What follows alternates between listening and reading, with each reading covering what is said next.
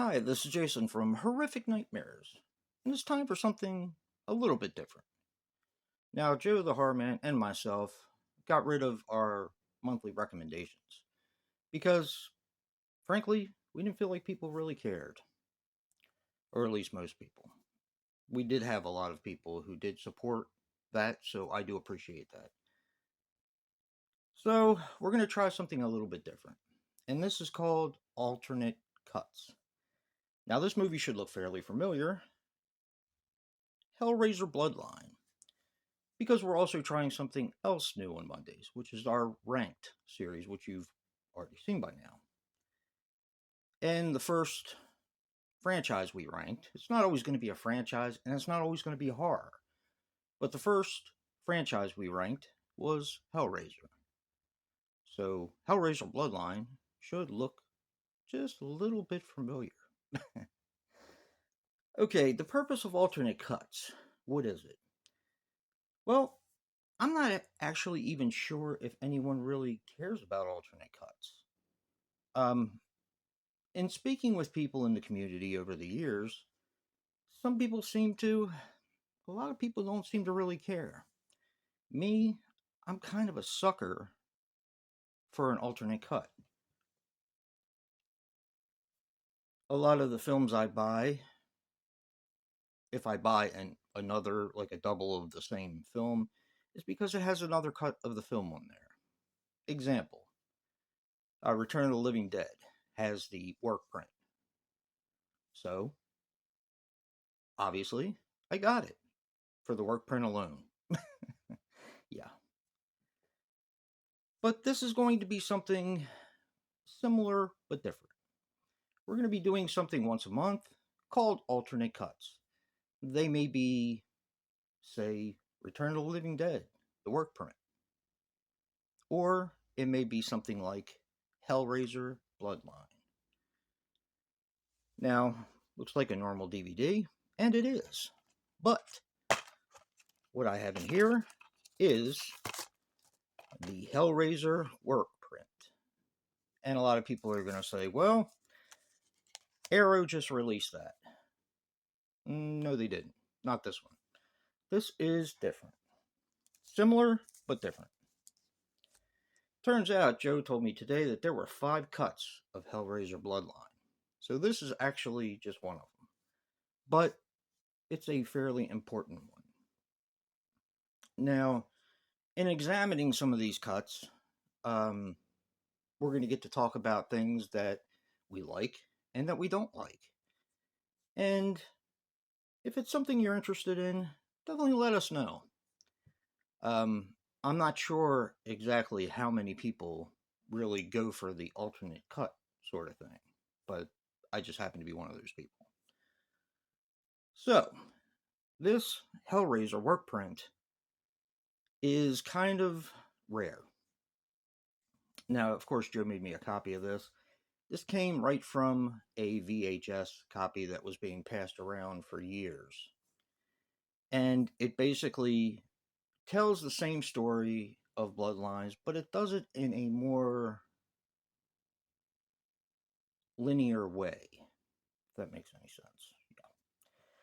So, most people have seen Hellraiser Bloodline. If you haven't, I'm sorry. There are going to be some mild spoilers in this, but basically what you start out with is Hellraiser in space. Yes. I know a lot of people don't like the space aspect, but with talking with Joe, as we were watching the original Hellraiser Bloodline and now the work print, I know Jason went to space. I am a big fan of Jason X. It's silly, but I like it. I know Leprechaun went to space, which is also where Leprechaun started to get a little too silly for me. But I still like that film. And when I was talking to Joe, I said, the Hellraiser one, although he is in space, it seems like the most plausible in space horror franchise that we have. Because it's about the box. the box is what brings the Cenobites. And if the box makes it to the future, which you're supposed to believe when you watch Hellraiser Bloodline, then surely it's possible. Now, in the original Hellraiser Bloodline, we have where it starts out in space, and then it goes back um, to being like a period piece with Adam Scott and the kind of creation or the toy maker, the ancestor of the guy who's in space. And it kind of bounces around between the present, the past, and in space, and then it finally ends up and leaves off in space. Now, I've always liked Hellraiser Bloodline. A little bit of history with me in this film. I've always liked it. A lot of people said that this is where the Hellraiser franchise started to get silly and they started not to like it. So, when I originally rented this years and years and years ago, I wasn't really expecting much. But I did like this one a lot, especially the period piece stuff. The space part, meh. I mean, I didn't really care about it, didn't bother me one way or the other. But it was the period piece stuff that kind of got to me. Now, this is different. This work print is different because not only do we have scenes that have never surfaced in any of the cuts that have been available, we also have a different type of storytelling. This actually starts in the past and goes to the present, and we get glimpses of the past while he's in the present. The architect of the box, the toy maker, if you will. And we see how his ancestors created this and why, and the forming of Angelique. And then we end up in space later on in the film. So it feels like it's a natural progression. Now, I have seen Hellraiser Bloodline before.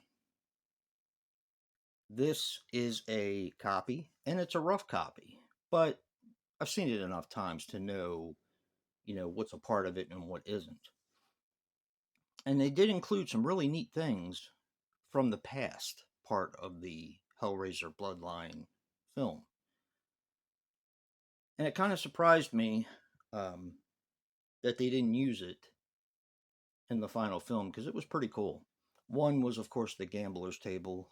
I'm not going to get into too much of what that is, but it was a pretty cool um, little part about what exactly the box can do and how they found victims and souls. And I thought that that was really cool. It made the parts in the past feel like they were a little bit more substantial,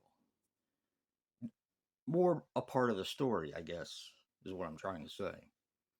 And of course, you had the part at the end with the space, whether it's a little easier to swallow because you're telling a story from the past, present, and the future. And that, I think, makes it a little bit more plausible, if that makes any sense. Um, Unfortunately, this is not readily available. But I did want to thank Joe, give a big thanks to Joe for letting me see this. He sent me several alternate cuts, which is why we kind of thought of doing this, for you guys. Like I said, I'm not sure how many people care about the alternate cuts. Most people are just concerned with the movie that they give you.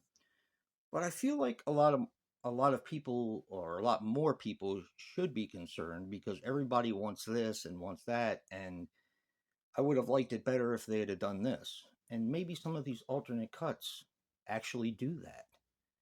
So just something to think about. And we're going to be doing this once a month. So I hope you guys enjoy the series. And another big thank you to Joe for making this possible. Remember, guys, physical media matters. And until next time. Peace.